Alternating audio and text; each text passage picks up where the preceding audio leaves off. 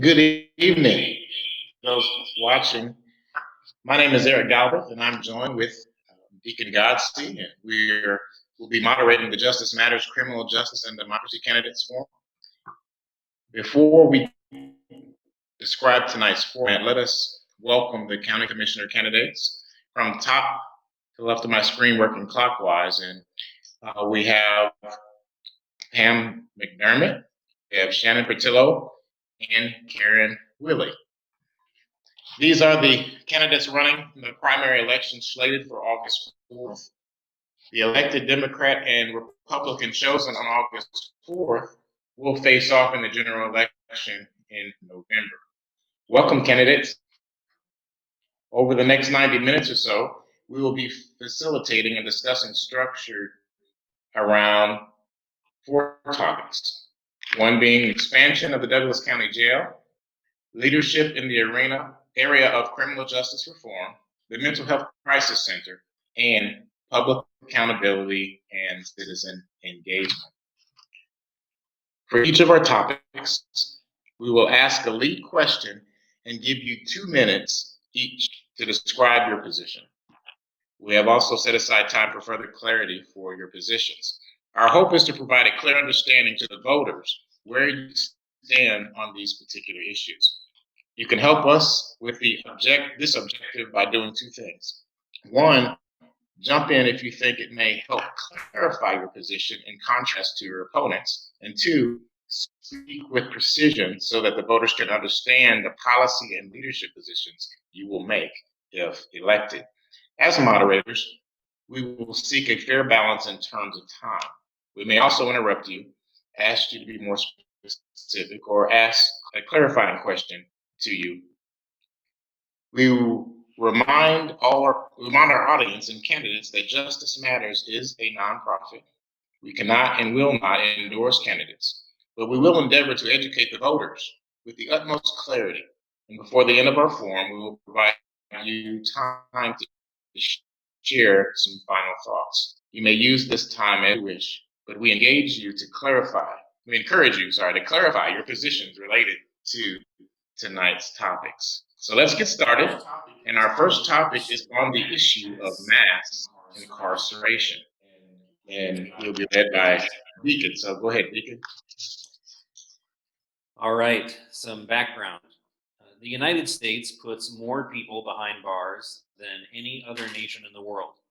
While Douglas County has an incarceration rate below the national average, we have never kept so many people in jail as we have up to the rapid release of people in jail due to the pandemic. The massive confinement of people in America is known as mass incarceration. While prisons get most of the attention, Prison Policy Initiative points out that combined impact of every local jail together in the U.S. plays a critical role in driving mass incarceration, particularly because even short jail stays promote further incarceration, especially for those in poverty. In our advocacy for this issue, Justice Matters believes the recent explosion in the number of people in the Douglas County Jail should be of concern for anyone interested in this topic. Between 2011 and 2018, our community witnessed a staggering 94% increase in the number of people locked up in our jail. Explanations for this rapid increase have been varied. One suggestion is that the population of Douglas County is growing. However, the growth of the number of people we lock up in jail has grown 12 times the rate of our population in Douglas County since the recent jail boom. For example, the general population has grown 8% since 2011, while our jail population has grown by 94%. Some have suggested the historic explosion in the number of people in our jail is the product of rising crime. However, the Journal World reported in July of last year that Douglas County saw crime rates drop to at least a 15-year low from 2017 to 2018. The same time that our jail population was peaking and overcrowded. All of this is made more troublesome because new efforts to safely reduce our jail population have had no discernible impact on the rapid increase of incarceration in our county. The new pretrial release program that was announced in 2017, for example, was projected to release 50 to 70 people a day who were in jail because they were too poor to bail out. Yet the average daily population rose from 231 in 2017 to the record high of 239 in 2018. With all of that said, and I'm going to start with you, Pam, you'll have 2 minutes to reply to a lead question, and then we'll progress to each candidate. So Pam, I'll start with you. Okay. Are you concerned about the exploding number of people in the jail and its relationship to mass incarceration? And if so, how will this inform your thoughts on jail expansion? And if not, why not? Okay, well, I am concerned about that. And I think I've been involved with Justice Matters since its inception in the fall of 2014. And that listening process across our entire community brought to our attention the need for mental health and concern about childhood trauma. And in our research that we began at the beginning of 2015, we understood quite clearly and almost immediately understood that the jail and the mental health, the connection of those two things, and began to kind of see that we were going to have to focus on the jail expansion as well. And that has been an interesting 5-year journey. So in terms of the leadership, I would say that from the beginning, I've understood the need for an outside analysis by people who do this for communities all across the country.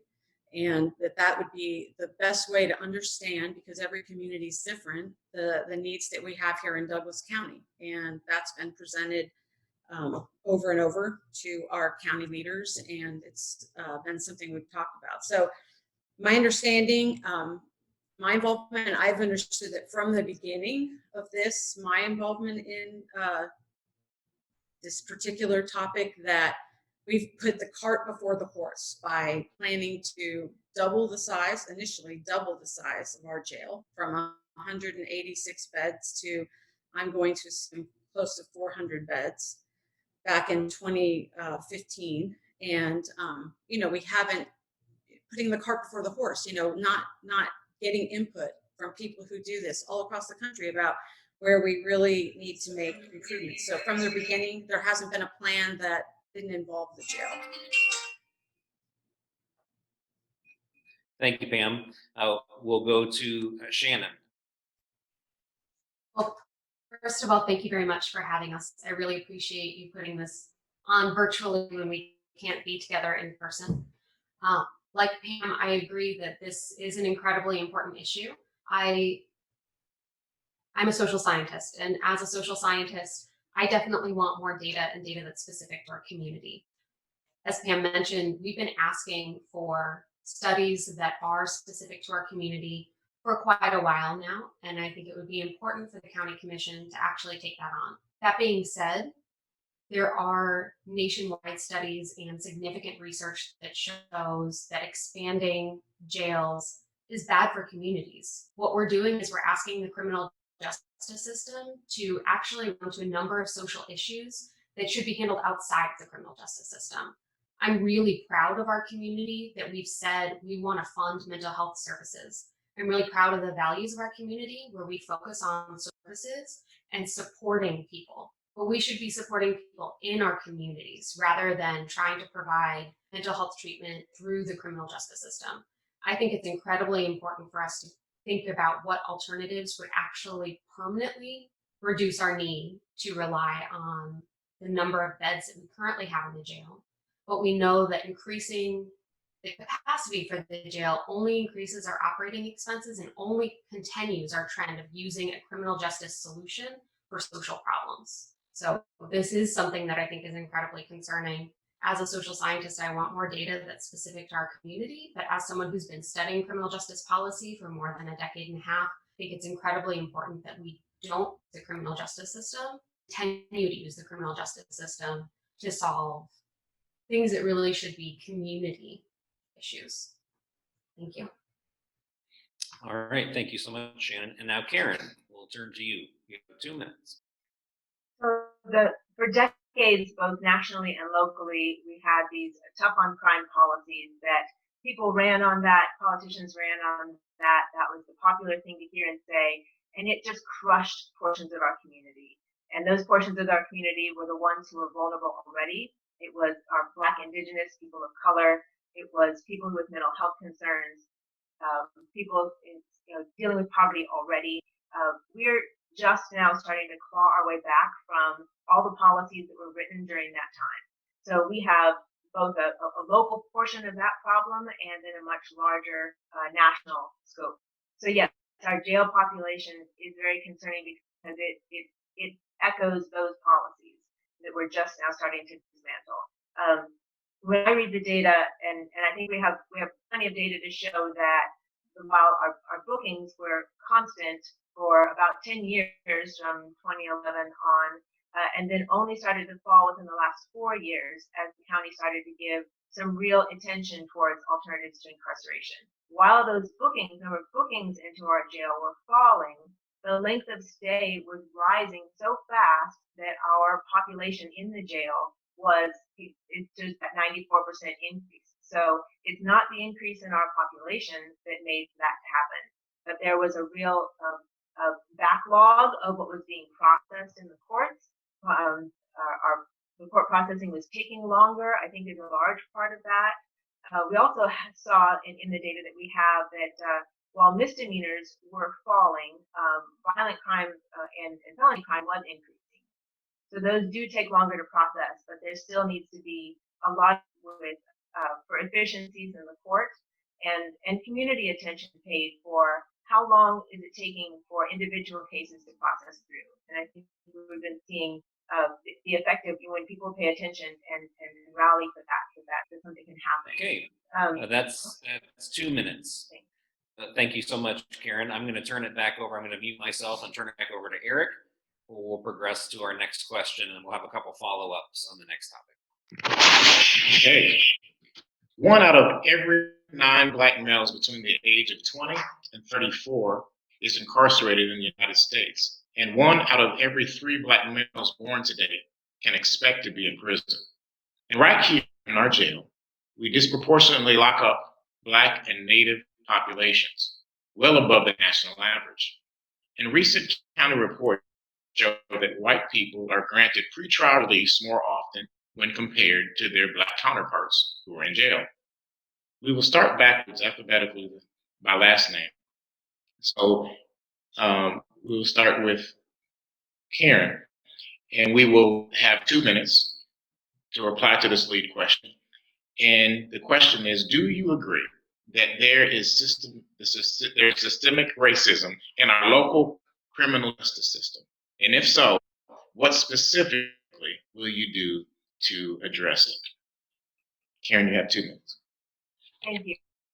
Yes, we have systemic racism, not only in our local criminal justice system, our national criminal justice system, but in all the systems that lead up to involvement in the criminal justice system. So it'd be housing and transportation and education. We have work to do on all the upstream issues also. We are just beginning to gather the data and look at the data, which was long overdue, to see how those racial differences are playing out in terms of pretrial release, in terms of how long people are staying in the jail at the same time at that time.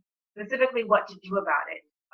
We have to operate on several levels. The first is a policy level, and the county commission can have a strong voice in that. It's also going to be other players, the district attorney, the sheriff's office, the Lawrence Police Department, working together for that. We also need to have more voices in that process than we currently have. We need to have employment on all levels of the county, including with our sheriff's office, that reflects the community that we serve, and also reflects the fact that we have been missing some of those voices from our Black, Indigenous, and people of color. So fixing some of that. We need to have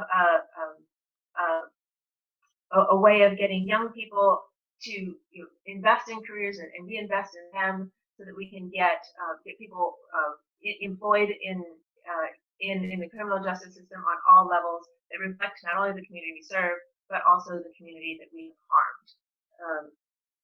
So the systemic racism is also going to take community conversations, person to person, neighbor to neighbor, just so that we're living in the same reality. For so long, people of color were dealing with the reality that white people were refusing to acknowledge and see. Is that my time? Yes. Thank you. All right. We'll go to Shannon. You have 2 minutes. Thank you. Systemic racism certainly affects our criminal justice system. As Karen has mentioned, it also affects housing, education, every major institution that we have in our country. When it comes to specific policy changes within the criminal justice system, one of the first things that we can do is end cash bail. We know that one of the reasons that folks are in jail is that they're too poor to provide the means to get out of it. So we have an incredibly unjust system that disproportionately affects Black, Indigenous people of color in our community. Now, as a county commission, we don't necessarily have the power to end cash bail on our own. However, we can work with our other elected partners and we can advocate at the state level for policy change. I currently serve as co-chair of Governor Kelly's Commission on Racial Equity and Justice. And a big part of what we're doing is putting together policy solutions around how do we end systemic racism in our criminal justice system? How do we ask for specifics at the executive level in our state? A lot of that has to do with how are we actually asking for resources and funding our courts. We know that our courts aren't processing cases fast enough, and we need to advocate for more court resources at the state level. We're going to be advocating for specific legislative policy changes. I think that the discussion around bail and mandatory minimums is going to be an important piece of that. And then we're going to be also providing guidance for local communities. And Douglas County needs to be a part of that as well. When we think about our local community, we need to acknowledge the lived experiences of Black, Indigenous people of color. And that this isn't a new topic for many in our community. But the fact that we're so late to the game on many of the alternatives to incarceration as a community has been disappointing to many. So we need to rebuild trust with a number of communities. And that means being accountable and listening to communities of color within Douglas County and actually showing that we're ready to make real policy changes and real budget changes. Thank you. All right, we'll now move to Pam. You have 2 minutes.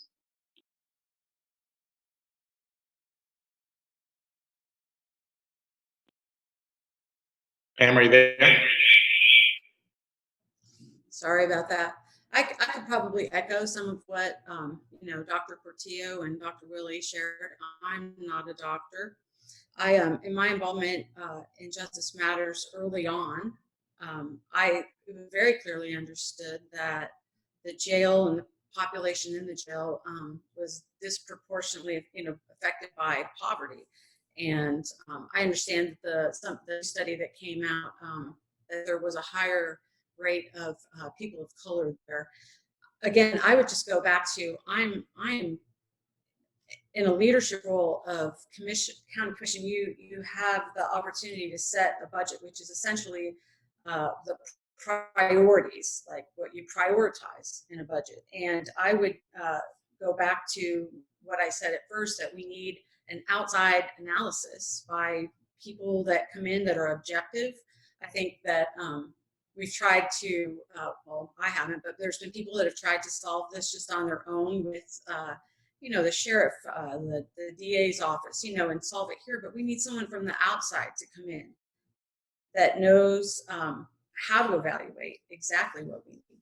And that's what I would be supportive of. Thank you. To clarify your positions, we have 6 minutes to discuss these topics. I want to start with Karen. From your perspective, how does your perspective differ from your opponents? How does my perspective differ from my opponents? We haven't spent that much time talking, actually, so I think we might be able to answer that better by the end of this program than before. I've been attending all the Criminal Justice Coordinating Council meetings and the Board of County Commissioners and their study sessions to learn and know all of the players involved, and so trying to see where those gaps are. Also to give credit where we have good work that's been done so that we can build on that.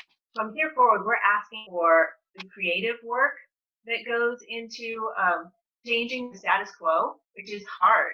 So we need to be able to give some credit for what's been done and then work forward for what needs to be done.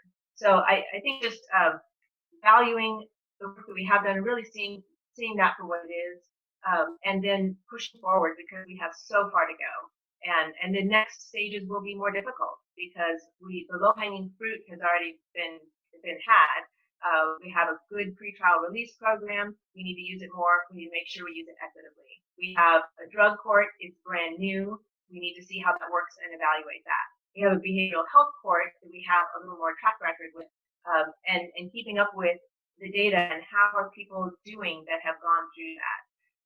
Those aren't going to be big numbers of people that we pull out of jail, but they're life-changing numbers. Those are where we can impact individuals and for generations if we can make an impact on people on those levels. So we have something to be proud of, but we have a lot of the implicit bias that has to be tackled, and that's on a community level at every level in our criminal justice system. So the Criminal Justice Coordinating Council is going to take implicit bias training this summer. The idea that they take it together and then take that back to each of their organizations to have there also. And the county needs to be a leading voice in that. Thank you. Every level. That's good. Shannon, do you have any comments to Karen's statement?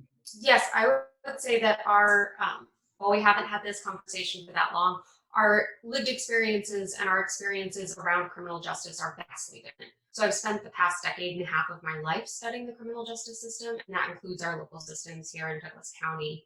I think it's also really important to hear from those with lived experiences. So I was really proud of community members who came out and really demanded change from our system. And I was down with folks at Occupy Mass, hearing what their demands were and hearing how they wanted to see our system change. I've had experience with the implementation of drug courts in other communities, and it is amazing that our community has a drug court. Drug courts have been around since 1989. I started publishing on these almost a decade ago, and we just started a pilot program 2 years ago. So there's a lot that we can learn from what other communities have done. We do need to recognize what we have done and that we need to do a lot more. And that means engaging with communities with lived experience and experience with the criminal justice system. We have justice-involved folks who haven't had a real voice in our calls for reform and change. So when we're thinking about systemic change, we need to really think broadly and act boldly. That means that it's time for us to shift our budget priorities. It's time for us to end cash bail. It's time for us to actually do the work and not just continue to talk about it. Thank you. And Pam, do you have any comments regarding Shannon and Karen's feedback on the mass incarceration and racial disparities? I do. I would say this, that for the last 5 years, I've been involved with a lot of people who are doing the unsexy and kind of unpopular work of the daily grind of working through our democracy and working with our leaders to try to collaborate on solutions for this problem. I would say that from the beginning, there has been a lack of transparency, a lack of a will to not have a jail expansion, and frankly, that's needed. That at best, there's been this kind of both and, and I spent some time today actually just writing down and kind of going through the years that we've been working on this and how there has been just excessive power, I think, exercised by our elected officials in getting what they want rather than listening to what people that have been involved in the community asking great questions, So when every precinct across your county votes against a jail expansion and your almost immediate response is to pick up and just figure out how you're going to carry on with it anyway, I think our problem is leadership and having people that listen. All right. Thank you so much. I'm going to ask one. Here, you want to mute your computer?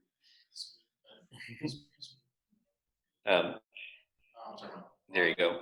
Just try. We're in the same room and we're social distancing, but we're having feedback.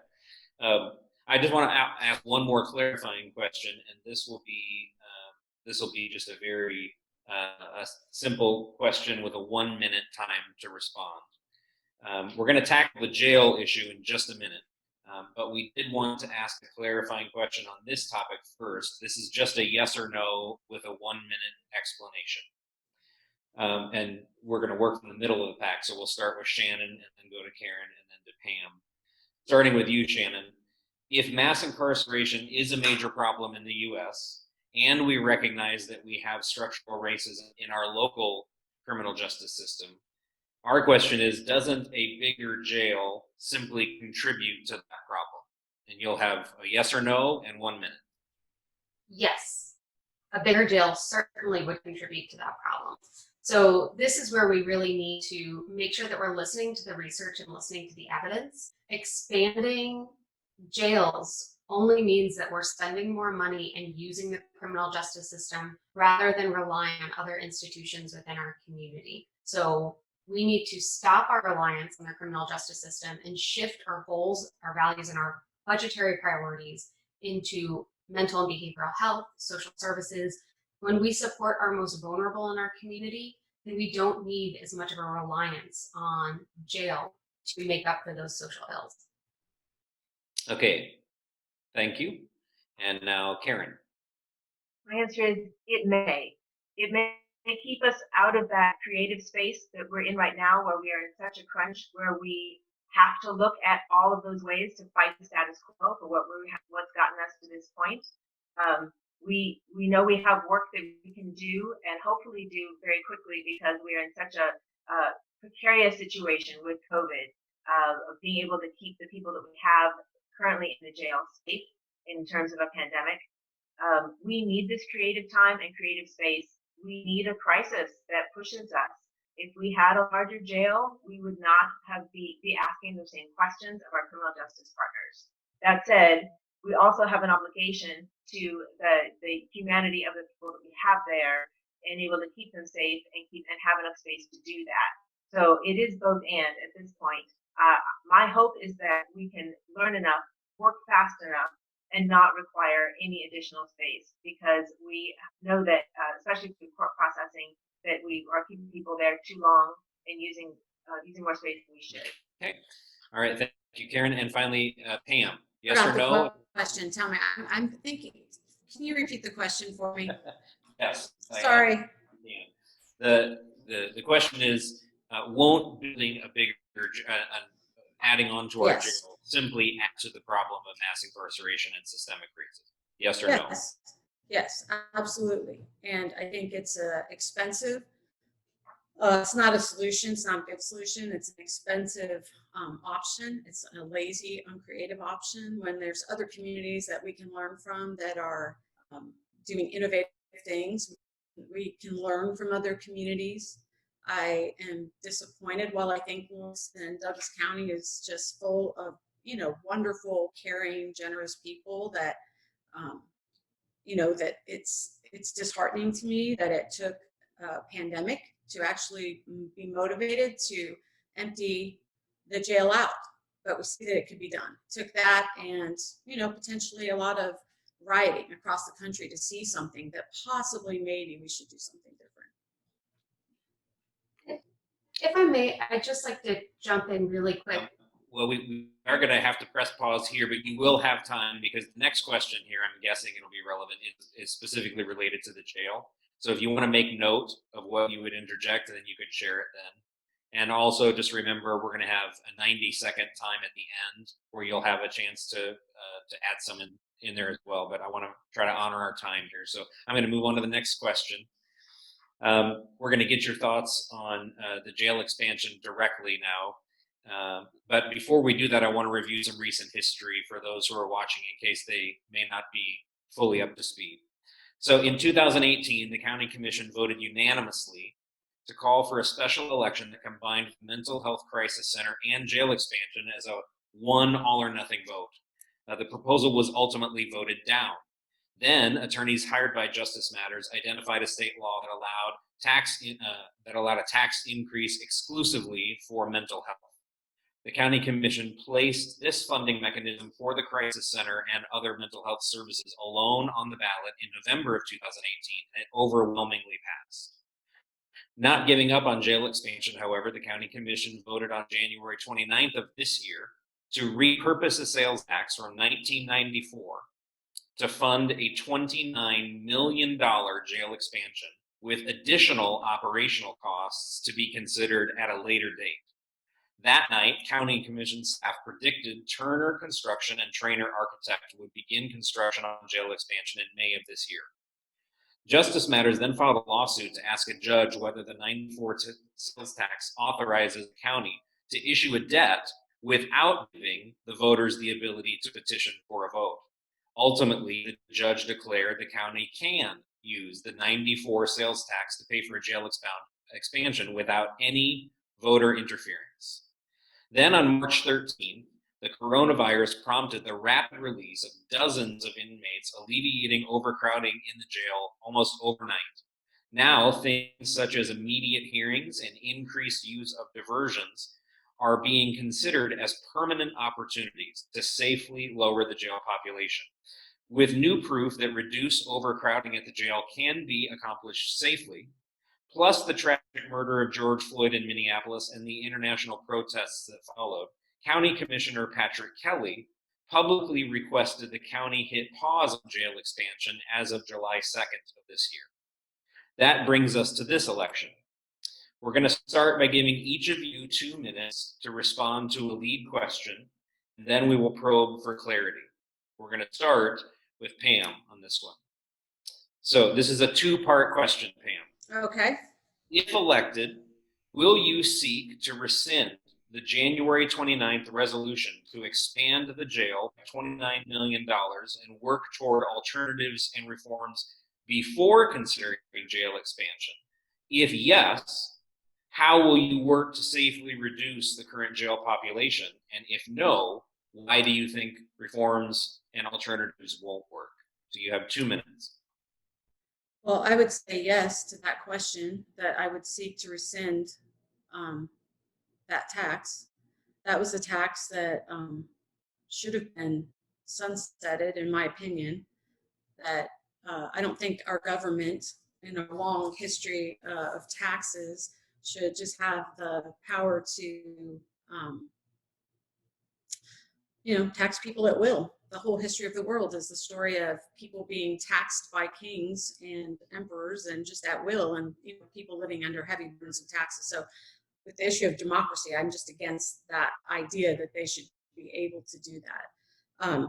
And then again, I think I just have to keep going back. I think there are some things, like going back to having an outside analysis. I just think that that's something that we have to prioritize. Otherwise, everything else we do is putting a cart before the horse. But I'm excited that we have the pre-trial diversion. I understand that at the beginning of January this year that the drug court was going to start, and that there have been a handful of people come through the drug court, and hopefully that will alleviate some of what's going on there.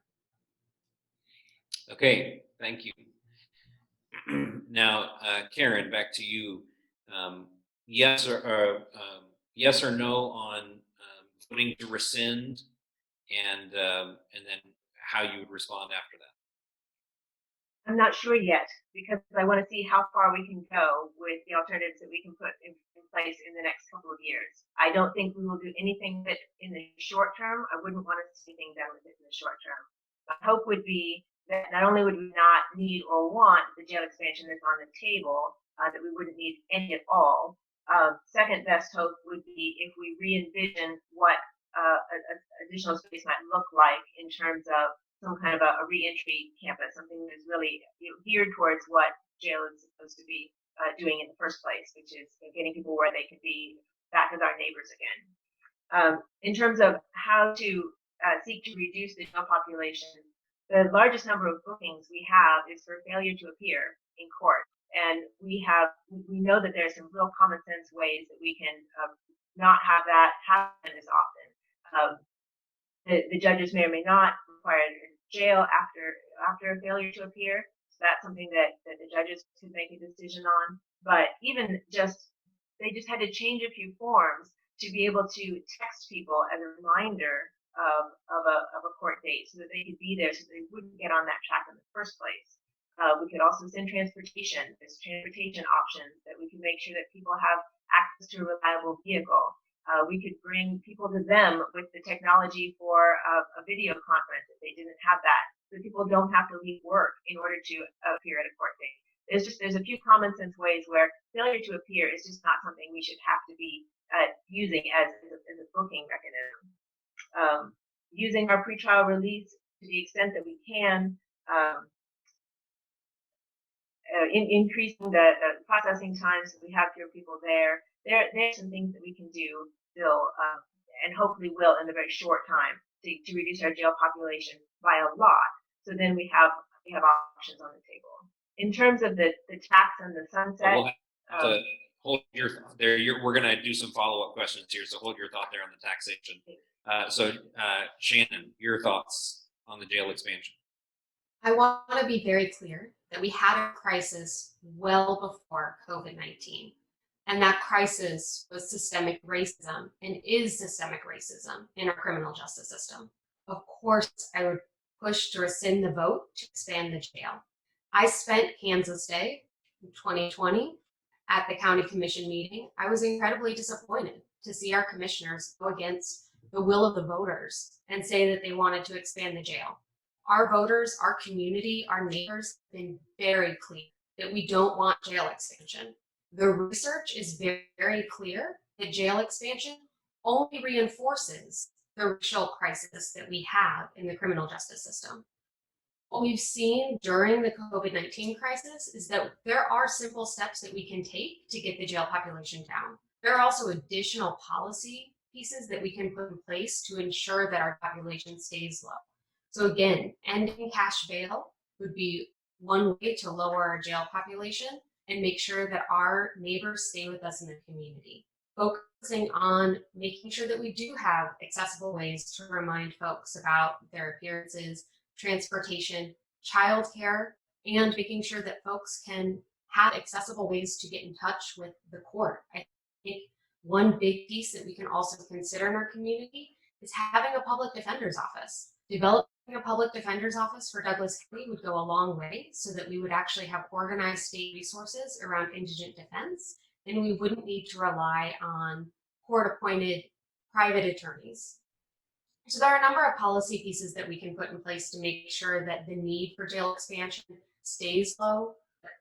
We need to make sure that we're listening to the voters and that voters' voices are heard on the county commission. It's our job to be accountable to folks, and being accountable means not moving forward with jail expansion.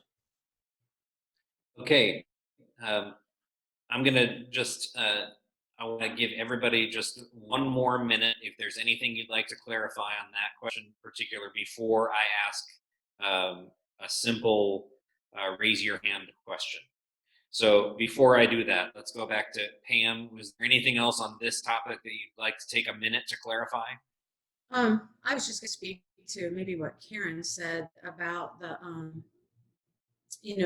that sunsetting that tax, I think is fine to do because we can let citizens vote again, about any future solutions that we would have. We have to,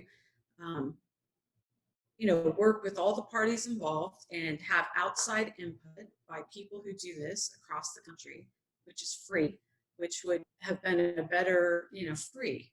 And we've already spent, from what I can tell by public records and what's available, close to $1 million between Turner Construction, Trainer Architects, special election ballots, the mailer that was sent out on moving towards a jail expansion that we don't even know if it would, might not do what we need it to do. So. Okay. I'm sorry, you're muted. You would think by now, with as many Zoom meetings as we've all had, I would have figured that out. Okay, so you want to touch on that taxation question or anything else you want to clarify for your 1 minute? I would, if I may. Is that my turn? So I live in the rural area, and I talked to a lot of people around the time of that Proposition 1 vote, and there was a lot of discomfort around a half-cent sales tax with no sunset. It wasn't the discussion about the jail or the mental health or what was provided with it, but that was a power that wasn't wanted to be turned over. And now I think we're seeing with using the 94 no sunset sales tax, how much angst that makes in the community when we've kind of given that power up to have that sunset, so then we'd have to start over and ask again.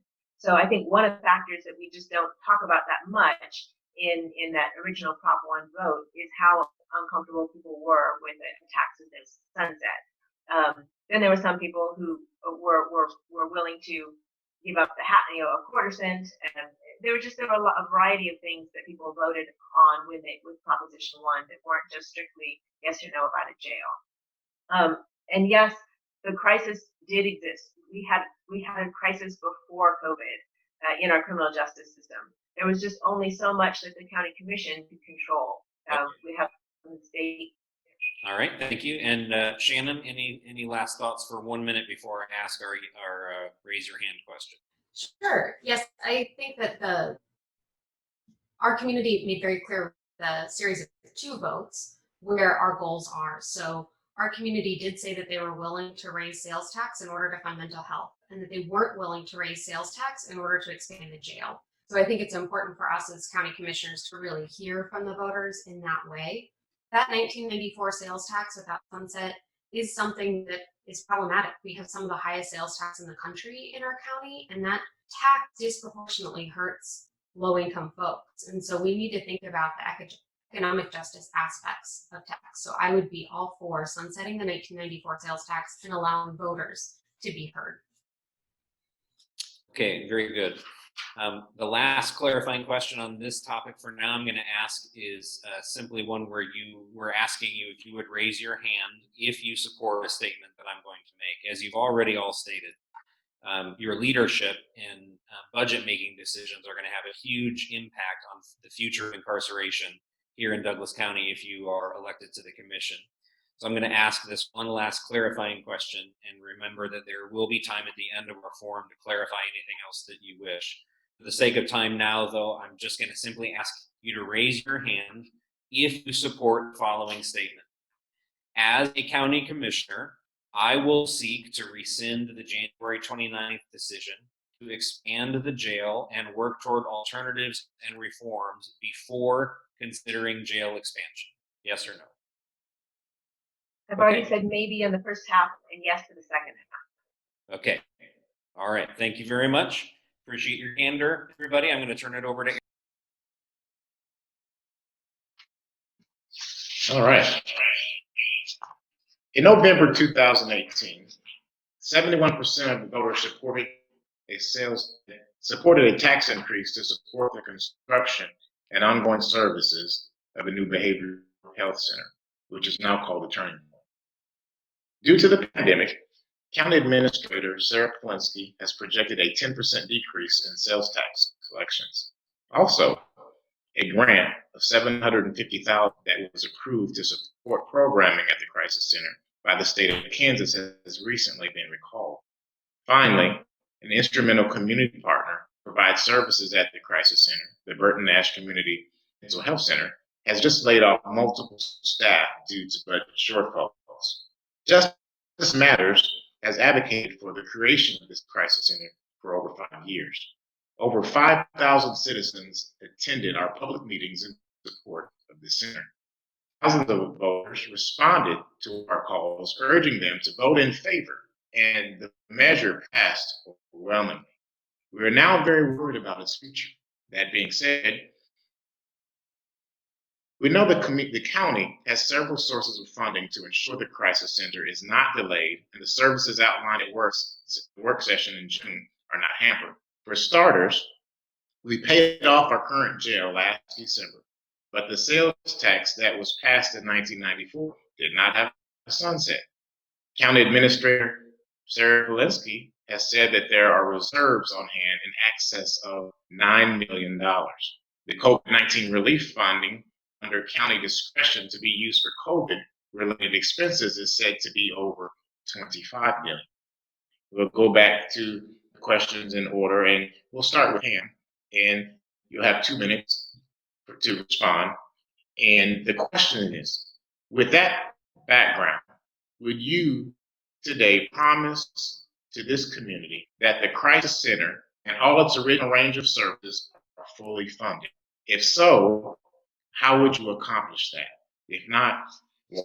We'll start with you, Pam. Okay, I'm not sure I'm completely prepared to answer that. I did know about the COVID relief, $25 million for, which I have to think could be part of funding those things. I did understand that there's $9 million. I read the article in cash reserves that you mentioned. So I guess I'm wondering how much I'm not sure about the numbers of that, but I do think that overwhelmingly that our county and people that voted that is a high priority and should be reflected in the choices that we make in our budget. So that's really my position, kind of simply, I think.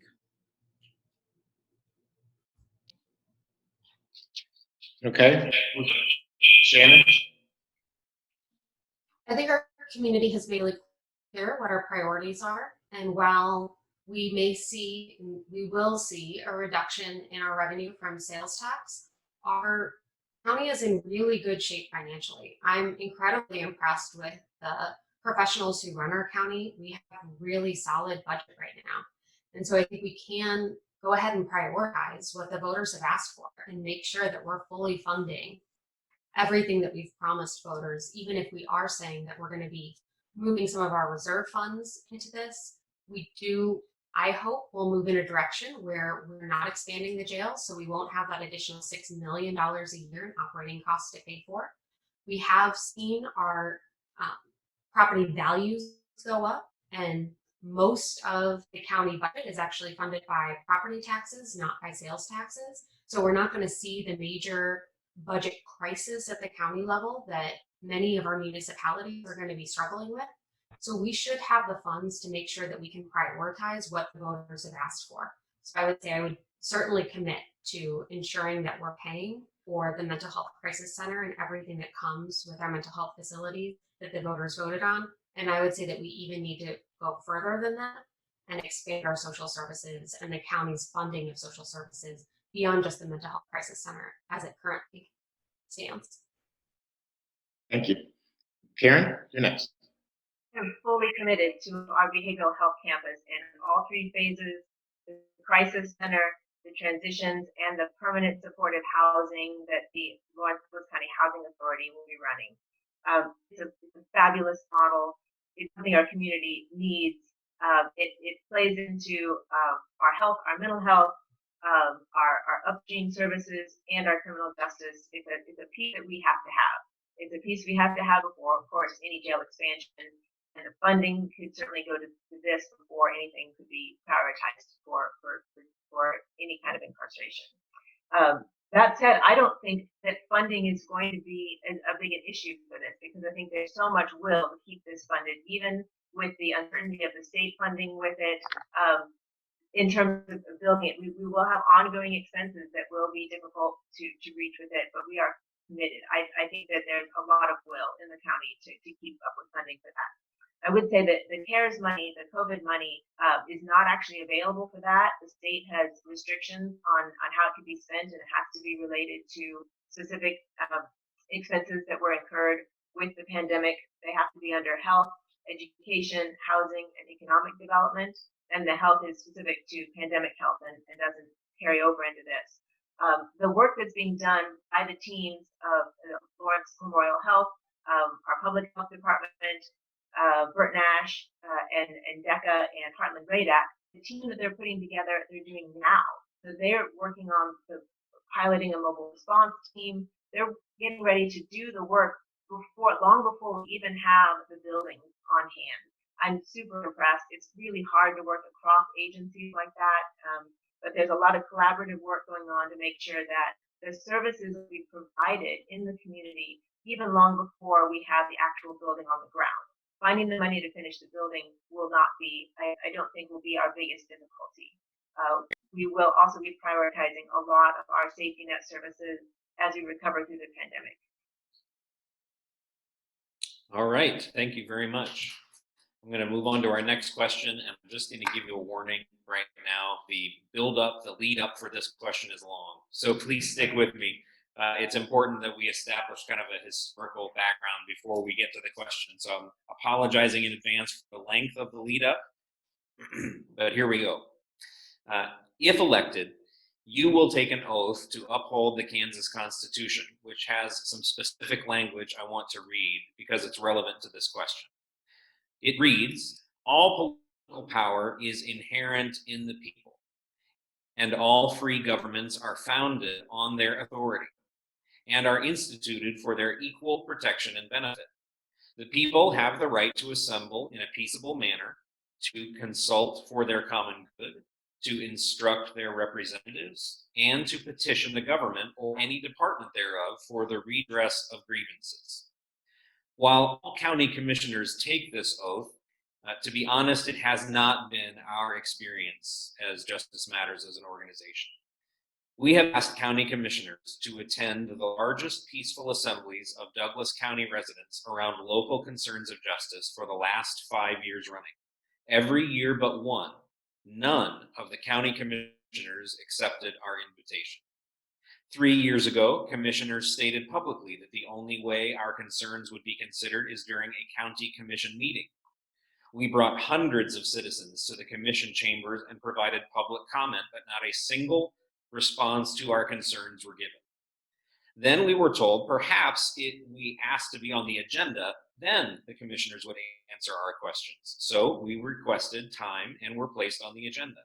At this particular meeting, we provided a schematic for a temporary crisis center that could have opened within 3 months and provided the services of the new facility now being built. Citizens had spent 6 months researching this proposal and hours rehearsing for the presentation. When the time came to present, the commission adjourned the meeting abruptly due to a personal issue cited by one of the commissioners. We were not asked to return, and the commissioners never responded to the idea that we tried to present. Prior to the unanimous decision in January by the current county commission to expand the jail, we extended several invitations during public meetings and in writing to meet and discuss the right of citizens to petition for a vote. All but one of the commissioners ignored our requests, and all of them voted to expand the jail.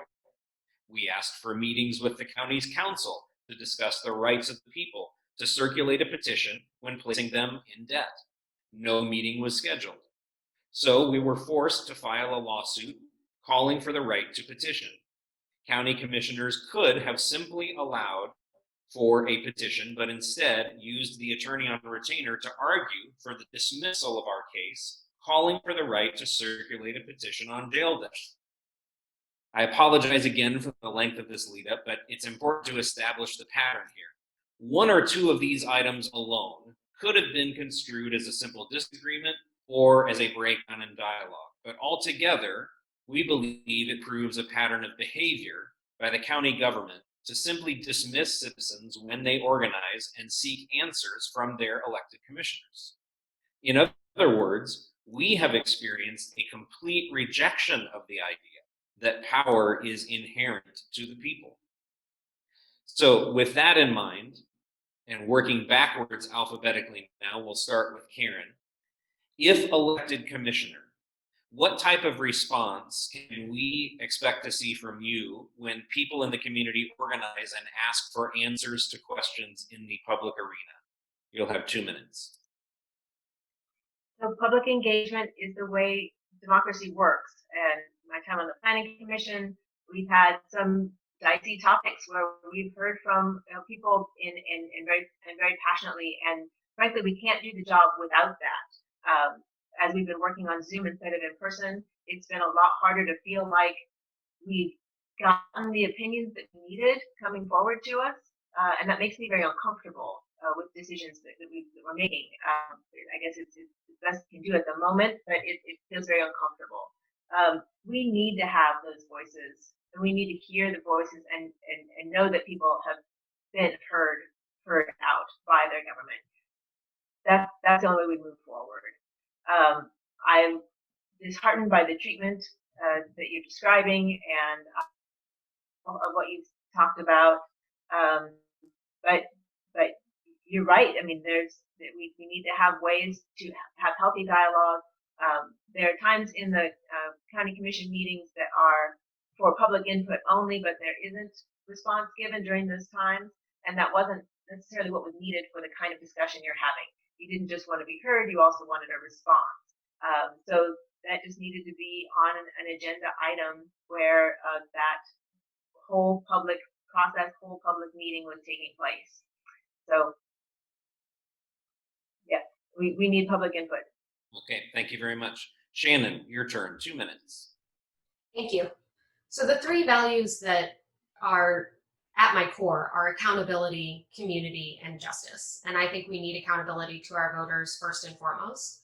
It's incredibly important to me to build community and to make sure that all parts of our communities are represented. And justice, of course, is core to what I do from a research perspective and a day-to-day life perspective.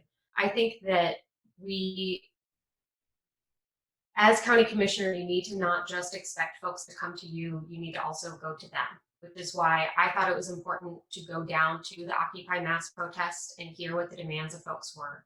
I thought it was important that when Justice Matters called me, I picked up the phone and came and met with them and talked through all of the issues that Justice Matters had been talking about and putting in front of the county commission for years. I think as a county commissioner, we have to be accountable to our communities and we have to be proactive in reaching out to communities, particularly because the staff and elected officials in our community don't match the demographics of our community. So we have to be really engaged. We have to know how to be active listeners throughout our community. And that's something that is core to what I'll bring to this leadership. I decided to run because I didn't feel like I was being heard by the county commission. And I promise I won't do the same thing as a county commissioner. Okay, thank you very much. And now to you, Pam. Well, one reason I decided to run is that I didn't feel like our entire county was being heard by our county commission. And when you just went through that and read that, it just reminded me times over the last few years, I've just felt shocked and really troubled by some of the behavior and the attitude and the dismissiveness of elected officials. I think it violates the spirit of what democracy and Republican government is about, that it isn't even, it violates principles of just good leadership, in my opinion. So I think freedom is really dependent on having an educated electorate. And I think when groups like Justice Matters and other groups take the time to cast vision and to educate people, I have appreciated so much the work that so many people have done to communicate and educate people, because that is really having an educated, thinking, question-asking electorate is what keeps, it's what freedom hinges on. And so I've been very just disappointed by a lot of those things. So there's the best way to hold public officials accountable in the end is like we live in a great system of government if we practice it, if we practice being educated and involved in our communities and knowing what's happening. The best way that we can hold public officials accountable is by voting. And that's what we're talking about. And I think that's why a lot of people decided to run in this election. All right, thank you, Pam. Before I turn it over to Eric for our next full question, I'm going to ask one last clarifying question on this topic, and it's another simple raise your hand. So Justice Matters every year organizes a gathering to lift up the concerns of the vulnerable and offer proposals to some of the most pressing problems in our community. As we mentioned before, previous leaders from the city, county, and police department have attended and responded to our concerns and proposals. And what we would like to know, and if you could just simply raise your hand to let us know, we would like to know if you receive an invitation to participate as a county commissioner, will you attend future Justice Matters assemblies? I'm happy to attend. As a commissioner, you can't make promises because of being one of three. Yep. So the sheriff's department can, the DA can, a commissioner can't make any prejudge any issues. But I'm happy to listen. Yeah, the question is specifically about attendance, so I respect that. All right, thank you. All right, I'm going to turn it over to Eric for our next. All right. Since May 2016, we have repeatedly asked the county and the CJCC to work with Vera for justice to do what Vera has done for local communities across the country. Use data to identify opportunities to safely lower the use of our jail and alleviate overcrowding. At the request of Justice Matters, Vera has doubled down on their offer to help. They recently offered to analyze the use of our jail from a pre- and post-COVID analysis. Also, they have offered to provide an ongoing dashboard tool which will allow citizens to evaluate the impact of new initiatives, all with no consulting fees charged to the county. The district attorney candidates last week said they would provide data and work with Vera. The sheriff candidates, however, had questions. For this reason, we asked Jasmine Heights with Vera Institute to join us for a few minutes to explain the offer and answer any questions you may have. Would you please briefly describe the offer Vera has generously offered the county, and then we will let them ask you any questions they may have? Certainly, and I'm so sorry to keep you waiting as I jumped from one video to the other. It seemed like you all were incredibly efficient in your answers. So again, my name's Jasmine Heiss. It's really lovely to be with you all this evening, and I help lead an initiative at the Vera Institute of Justice, specifically on smaller city and rural incarceration, and have for many years been engaged with Douglas County, often in partnership with Justice Matters, because of the rise of incarceration and the question of a very expensive new jail.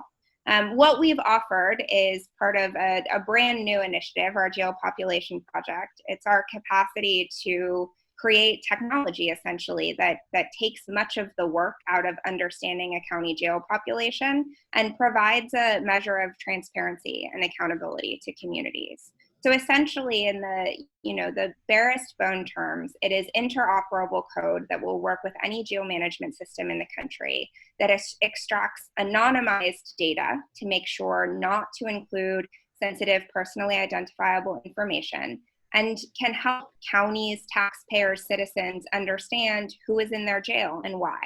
What are the charges that are keeping people behind bars? How do those correlate with bond amounts, with lengths of stay, with race, ethnicity, and gender?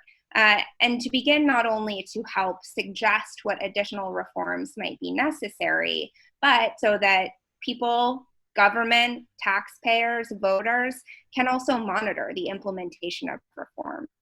I think one of the most exciting things I've heard in the past several weeks is how many people are committed to justice reform, to transforming the local criminal justice system with an eye to racial equity. And I think, really always the biggest challenge is implementation and building the trust of your community. So this is just a tool, but it's a tool to help get there.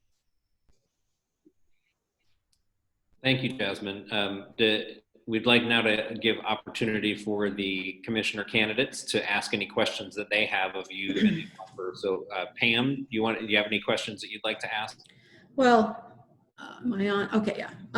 I agree with Jasmine and fully support taking Vera up on that. I have been fully supportive of that for a while. I'm just wondering, I think one of the most important things right now in any community is building trust. And how have you seen what you do build trust in communities with all the entities in a community?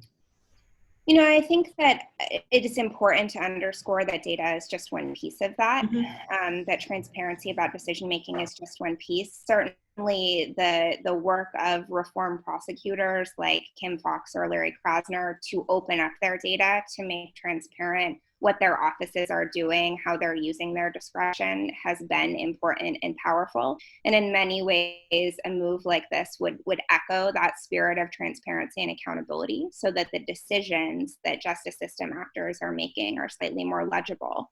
But I think, you know, the other critical piece is engaging in dialogue with that data, understanding what's beneath it in terms of human experience, and fundamentally, right, not just taking a data-driven approach, but one that is informed by qualitative data, by how people actually experience criminalization, the criminal justice system.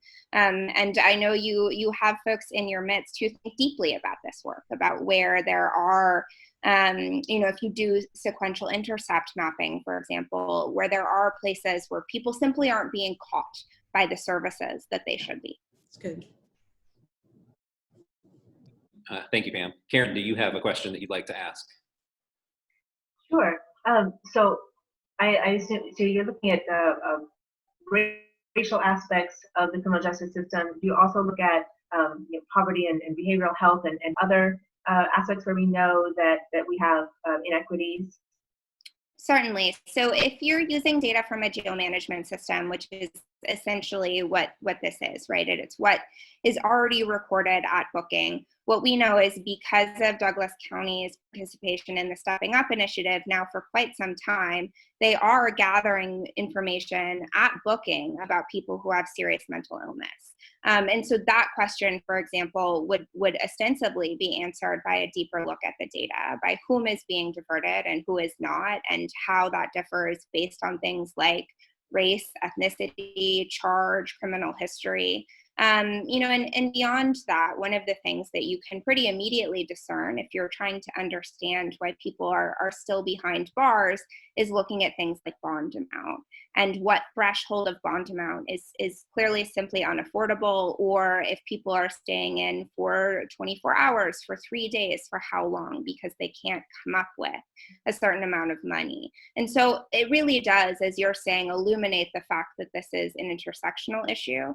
I think the other piece, you know, as I just mentioned on the other call, that was striking to me when we first began to look at just some of the publicly available booking data, is the number of municipal charges that show up in the booking roster. That's not something that's usual in cities that have sort of committed to reform and to reducing criminalization. And many of those level of charges and other low level sort of public order or trespassing charges can often be related to mental health issues, to poverty. And so beginning to understand, right, again, what underlays that decision to criminalize people for what we would think of as, you know, not public safety concerns. Do I get a follow-up question, or am I done? Yeah, well, you're done, but you're going to get 90 seconds at the end, I promise. Okay, Shannon, any one last follow-up question for Jasmine? Yes. First of all, Jasmine, thank you so much. I really appreciate the work that Vera does and is offering to do in our community. As I'm going to try to turn my question into a two-part question. We'll see if that flies. I guess the first part is that this is a big commitment because it's using our jail management system data, but it's presenting it in a new dashboard format. So what kind of commitment is Vera making kind of long-term so that we can continue to access those data? And since this is a project that's happening in multiple communities across the country, is there any way for us to compare anonymized data with other similarly sized and similarly situated communities so we can see what they might be doing that we haven't yet thought of? Certainly. So one of the sort of key parts of our initiative of in our backyards is an understanding that often people working in smaller cities and rural communities aren't talking to one another. They're not part of the national justice reform conversations in the same way.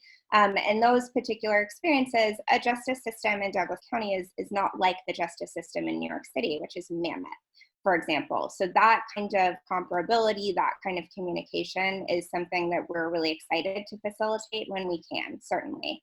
And the other piece, so that the ongoing commitment, I mean, the most basic part of this offer and this work is that it is low effort and high value, that it will require very little of the county's time. Certainly the time it takes an attorney to review the memorandum of understanding, a call with the jail commander or whomever manages the jail management system, and then perhaps a day or a half day, depending on their sort of facility with the system to set it up and get it running. And from there, we have data scientists on staff who can help support this in an ongoing way. We're often borrowing capacity from other engineers who are interested in being engaged in social good efforts right now. And so it really is, you know, our aim is to make this very easy for counties and to make data accessible.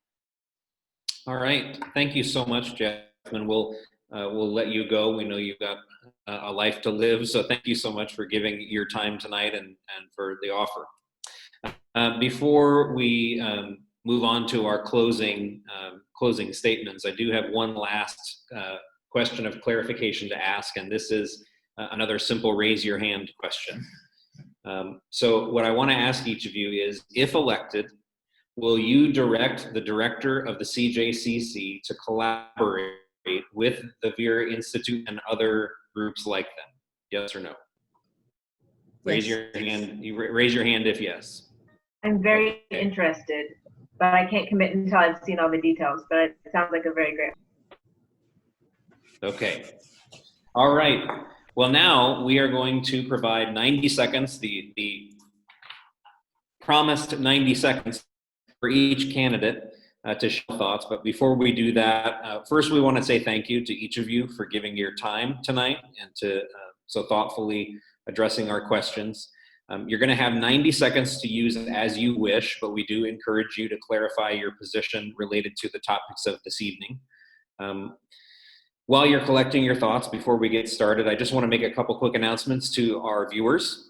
We're going to remind our audience again that, and our candidates, that Justice Matters is a nonprofit, and we cannot and will not endorse a specific candidate, but we will do everything we can to properly educate the voters. And we will be uploading clips of this forum to our Facebook page, as well as the whole video to YouTube in the coming days. And also, if you're new to Justice Matters, if you'd like to become an active member of our organization, we encourage you to email ajustlawrence@gmail.com. That's ajustlawrence@gmail.com. We're going to start with Karen and then move to Shannon and then to Pam for your closing statements. So Karen, I'll turn it over. Thank you, and thank you for having me, and thank you for running a good show tonight. So we'll have more to talk about at forums in the future. We know that the work from here forward will not be easy. We have so much attention to give to our criminal justice system, as well as all of the upstream systems that really prey on our inequities and lead people into criminal justice involvement. So we know we need to address implicit bias, and we know that conversations about race are hard. We know that we have to address racism while also making progress on all other aspects of equity work, including for our LGBTQIA community, for people experiencing mental health challenges, people with economic challenges, physical challenges. We need to work for our children, our seniors, and our rural population that often doesn't feel heard. The future commission will be leading during a recession, while we still have to find funding for safety net services that our community will so desperately need to get through this. We'll need to reinvent an economy that's more diversified, more resilient, and more equitable than we had before COVID. We need to provide wise development that gives us live, work, and play space for a growing population. We need to find local answers for environmental challenges that affect our food and our farms, while also protecting those few native spaces we have left because they hold the answers for our human health and our planet health. I bring the skill set that we need to move forward on all of these fronts, and this will be my full-time job. Thank you for having me, and have a good evening. Thank you, Karen. All right, Shannon. Thank you so much for hosting this event tonight. I truly appreciate it. I'd like to close by saying Black Lives Matter, and in order to achieve true racial justice, we need to have systemic criminal justice reform. When we think about our criminal justice system, there are a lot of changes that we can make at the local level. We need to focus on ending cash bail. We need to focus on shifting our priorities away from the criminal justice system as a space for social problems. We need to focus on social services and human services as solutions to social problems. I think of our budget as a living values document. Our budget demonstrates where our values are as a community, and we need to shift our budget priorities to center our most vulnerable in our community. When our most vulnerable are supported, we're all supported.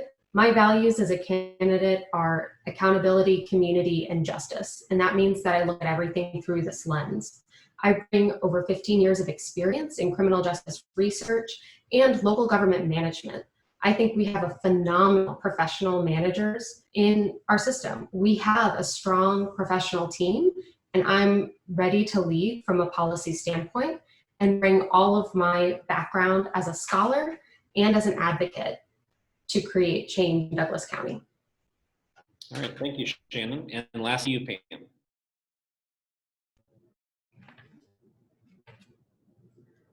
Am I unmuted? Hello. I am. Okay.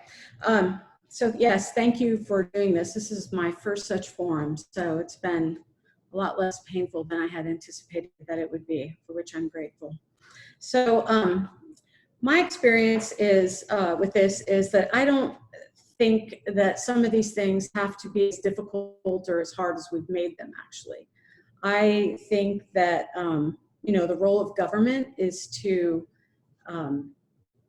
center things on the common good, the things that affect us all, and that kind of the idea of the rising tide lifts all boats. I think there's still a lot of work to be done, but it doesn't have to be difficult work if we can work together and collaborate, and when there's good leadership. So I think of everything as rising and falling on leadership.